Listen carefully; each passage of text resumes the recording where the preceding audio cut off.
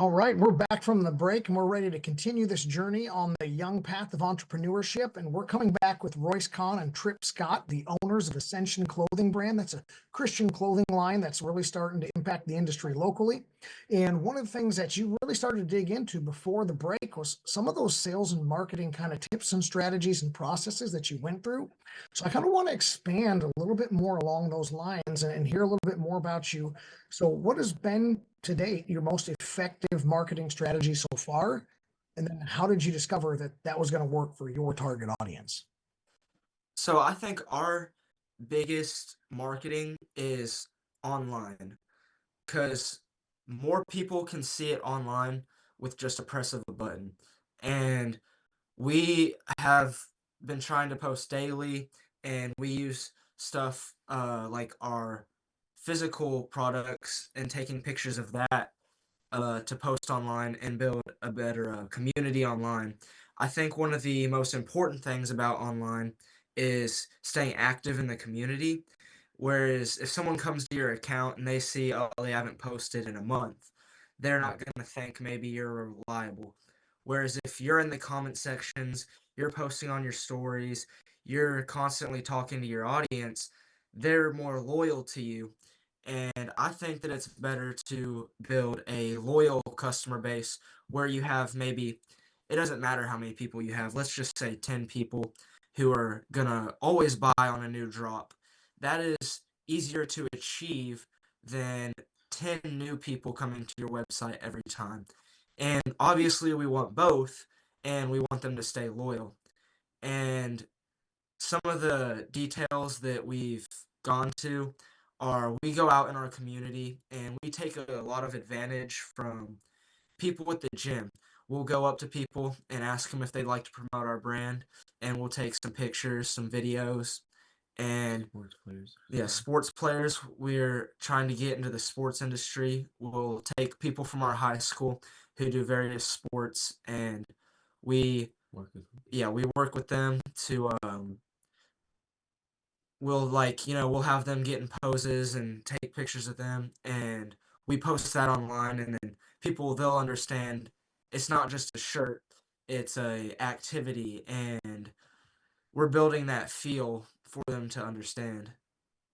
Okay, I like that a lot. So let me recap a little bit. So you've been going to the gym and to sports teams, probably some of your local sports teams, using some of your friends as models, using some of those popular athletes as models. And I think you guys are kind of hitting onto a little bit of a genius stroke for what is either really cheap or free advertising, is that if I get the most popular kid on the football team to wear my shirt, all of his followers on social media now see him wearing the shirt, can follow our brand. And then really the loyalty side of it, I think, man, that's a bell that needs to be rung. And the loyalty, from what I heard you say, takes effort. You're having to stay active, stay in the comment sections, reply to people, like their comments, give feedback, and you're actually providing maybe a little bit more of that experience that these people are real. This clothing brand has accessibility, and building excitement for, like you said, the next drop, the next set of designs, the next clothing, the new product that's coming out. And if you can get somebody to show up, wait for your product to hit, and then buy and buy and buy again, like you said, that's better than just somebody walking off the street, clicking buy one time and moving on. So your successful marketing technique is to build loyalty and then expand through popularity in sports people, which obviously we know Nike, Adidas, and all those people, they follow that same model. So I'd say that's pretty clever. So we mentioned at the beginning of coming back from a break and Trip in the last segment that you guys are a Christian clothing brand.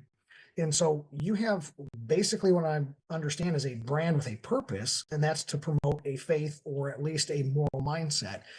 Trip, with your opening comments of like the internet can get so dark, online shopping and online money making can get real dark. We want to be the light. How do you guys define your core values? How do you make sure that the steps you've taken to ensure your business is consistently representing those values to your customers, and they're going to represent that hopefully as well while they wear your clothes? Well, I think that we're not just building a brand, we're building our own reputation. I think that we are building ourselves up when we are making this brand. I think we are using integrity and honesty, and I think that's why we came so far, is because God is giving us what we have earned through our integrity and our honesty. We are trying to spread a message that people are loved, people are called upon. That's one of our shirts. And yeah, basically honesty and integrity. We have no gimmicks. We're all just real faith. And I think that through the Lord and through our walks and our testimonies and our faith that we can accomplish so much more than we have so far. And Gotcha. to Sorry, Royce, go ahead.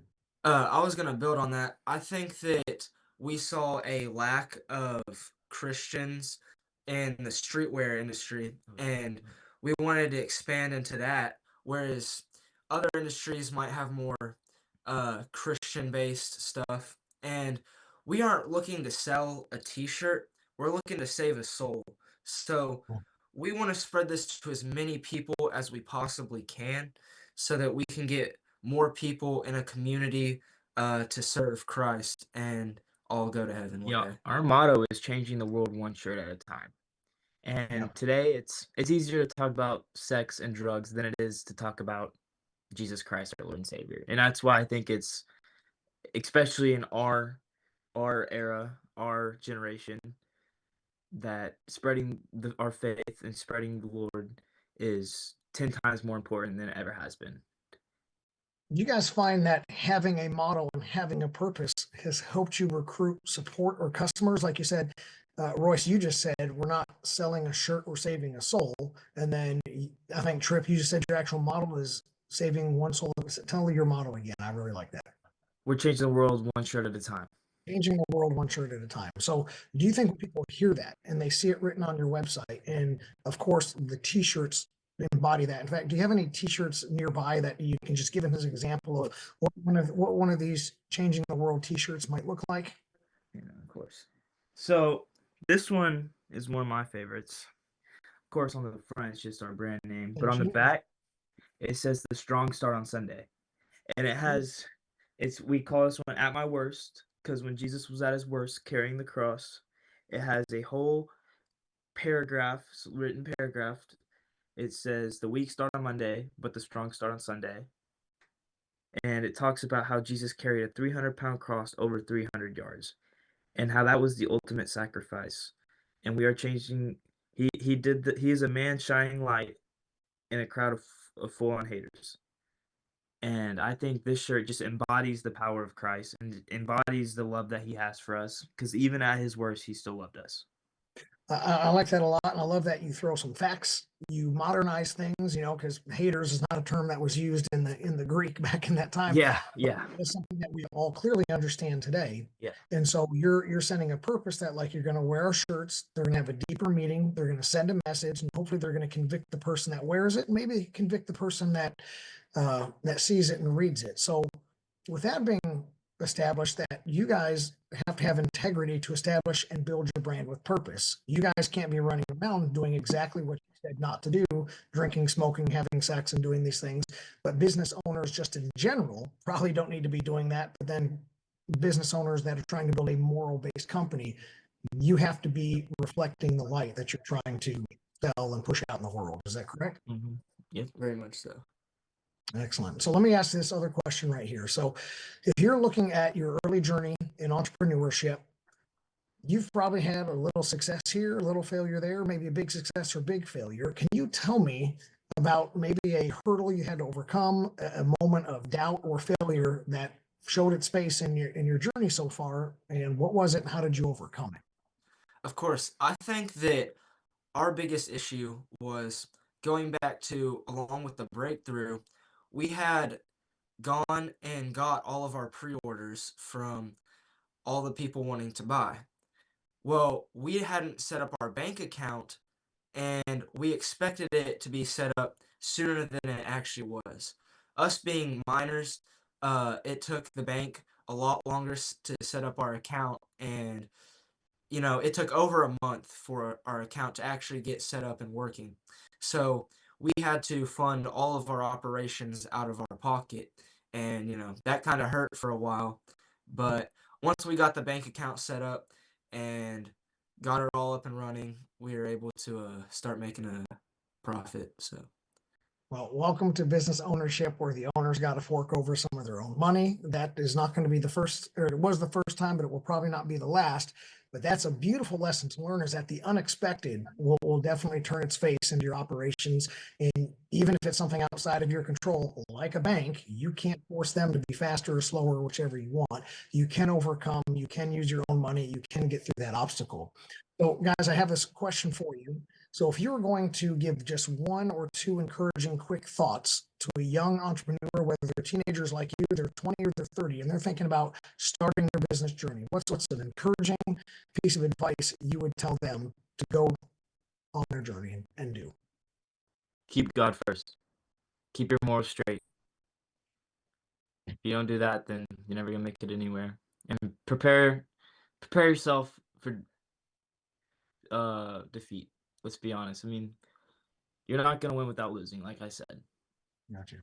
So be prepared to take it on the chin at times, and you're gonna get hit, you're gonna get beat up, but you got to keep rising, do the whole Captain America. I can do this all day and keep fighting.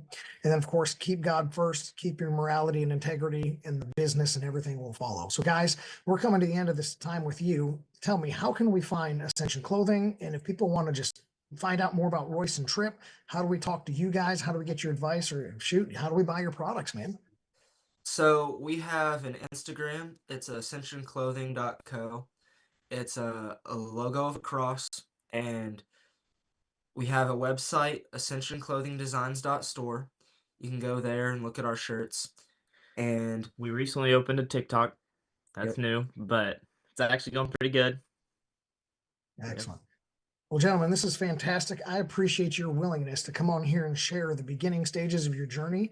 The whole goal is that this inspired somebody else and allows other people to enjoy this American dream and the ability that you're not too young to start a business and you never have to sacrifice who you are to be successful. So thank you for coming on the show. For everyone else in the audience watching this episode of Pivotal Change, we're only halfway done. We've got another guest coming on right after this, and it's another young entrepreneur that we're going to be getting some really solid advice from and hearing his story as well. So sit tight, and we'll be back with more Pivotal Change right after this.